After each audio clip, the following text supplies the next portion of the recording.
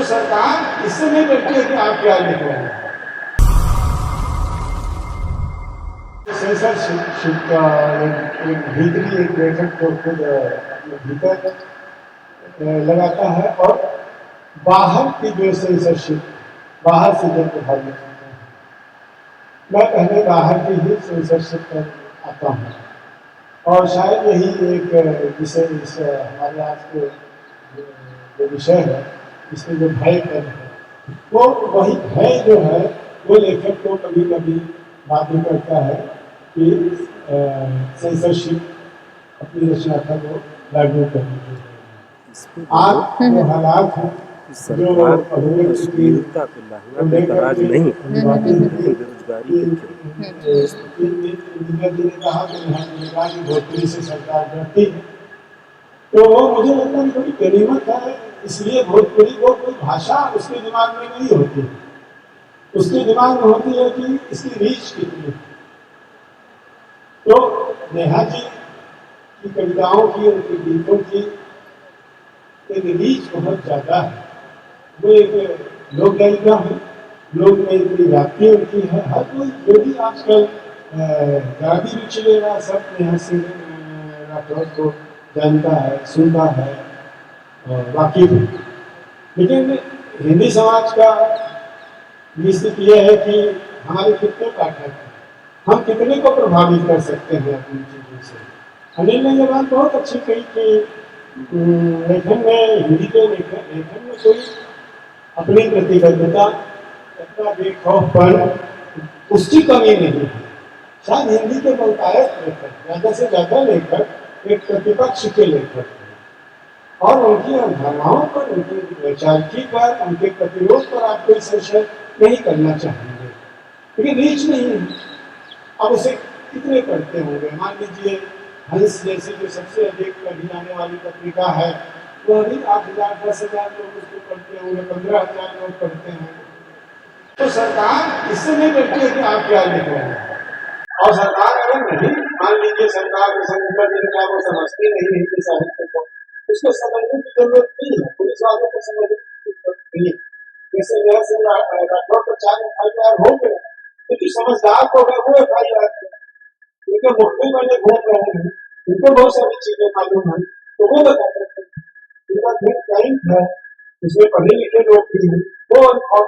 विद्या हो जाए, वो बता सकते हैं। लेकिन असली चीजें उनका काम नहीं बदला, उनका कोई काम नहीं। तो और अभी यहाँ पर करते हैं, तो मैं आपसे कह रहा था कि मान लीजिए एक चुनाव और होने के लिए शायद कोई प्रकाशित किताब छापे, धड़ाधड़ किताबें छपनी शुरू हो जाएंगी कि जेल में अपना दिन कैसे सुबह ढंग से बिताएं, पेट का वक्त कैसे काटें, जेल में स्वस्थ रहने के सब सूत्र, ऐसी किताबें बिकने लगेंगी। तो आज अगर सही से हो, यहाँ प्रतिरोध भी कर ले रहे हैं, हस्तक्षेप भी कर ले रहे हैं, सोशल मीडिया पर अपने 5,000 अधिकतम 5,000 कर दे रहे हैं और कोई बिगड़ नहीं जाए, इससे अच्छा क्या है? इससे अच्छा प्रतिरोध, इससे अच्छा बेखौफपन क्या होगा कि आप एक अधिकारी भी बन रहे हैं और नुकसान भी उठा रहे हैं। देखिए जो दूसरी तरफ है दो तरफा होता है। एक तो ये होता है कि भाई हमने एक लेखक लिखता है और वो कई बार मर्यादाओं को तोड़ता है, भाषा के जरिए तोड़ता है, और इसमें बहुत सारे सुचितावादी लोग, मान लीजिए काम संघ है, और यह जो लोग जैसे बोलते हैं, काशीनाथ जी ने लिखा,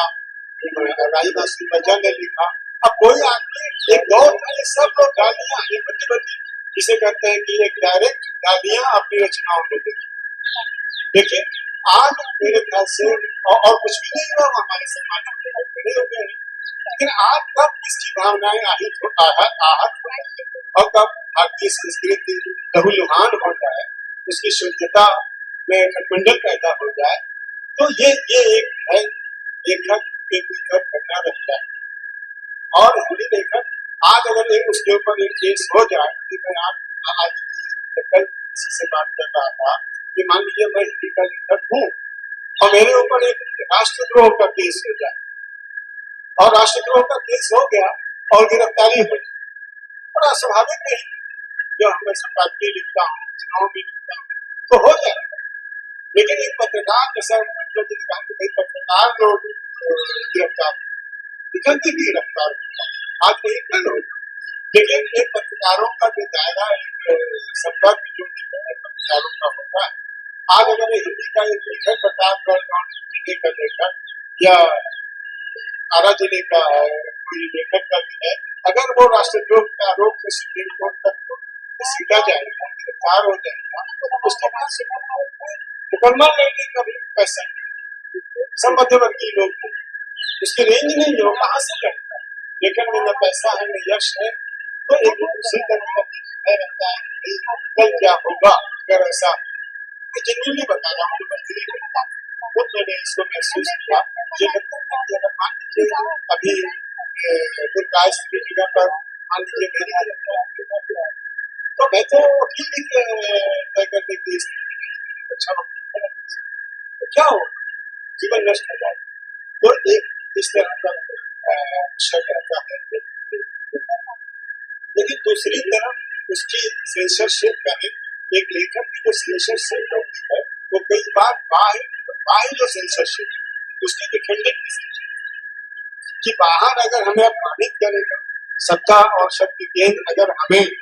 रोक रहा है कि ऐसा मत करो, उसका खौफ हमें रोक रहा है कि ऐसा मत करो, तो कहीं लेखक का जो सेंसरशिप तो कहेगा कि नहीं यही करो। और इसी जिद की प्रक्रिया में जो है ये हिंदी में आज भी प्रतिरोध का साहित्य जो है वो केंद्रीय स्वर बना। आज भी आप फासिज्म पर